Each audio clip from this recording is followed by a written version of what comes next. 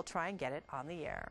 Well, if you've ever logged on to eBay, you know you can find just about anything on the auction block. John Hazlehurst from the Colorado Springs Business Journal is here. He recently checked out online and traditional auction houses, and he's here to tell us about some of the more interesting items up for bid. Good morning to you. Why did you decide to do this? This is kind of a fun project. It seemed like a fun project. That's the reason, right? Exactly. Tell us, what do you think it is about, you know, bidding? I mean, I know I haven't been to a lot of live auctions, but I've done the online thing, and it's kind of this adrenaline rush, and you get really, really excited that something could be yours. Well, it's exciting and addictive, and when you're right there in the auction house, as you might be at Ross Auction in South Sierra Madre, something will come up, and you say, I just have to have it.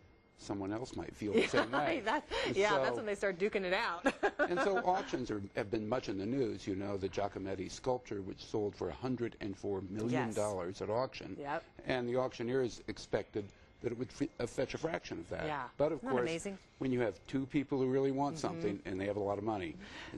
So tell us what you found. What did you start doing? Did you kind of look for some local type historical items, or where did you begin? Well, I began with the premise that one thing that eBay and other internet sites have done is sort of regionalized and even nationalized auctions. So I took, for example, what kind of little ephemera that's kind of interesting, of local things that you and I would be amused by might be in Minnesota or Florida up for auction. Yeah. And we found some wonderful things. Yeah. What did you find? Well, I think the most fun was a menu from the tavern in the Broadmoor. Oh, wow. From 1944. 1944.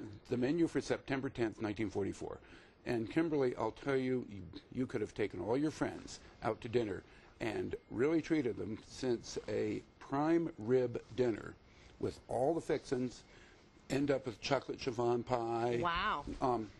Whatever you wanted, $1.50. What? What? Yeah. $1.50. She was like, what? Hey, but it's not as cheap as you think. If you want a shrimp cocktail to start, that's an extra 60 cents. Oh, that just puts me over the limit there, yeah. Oh, okay.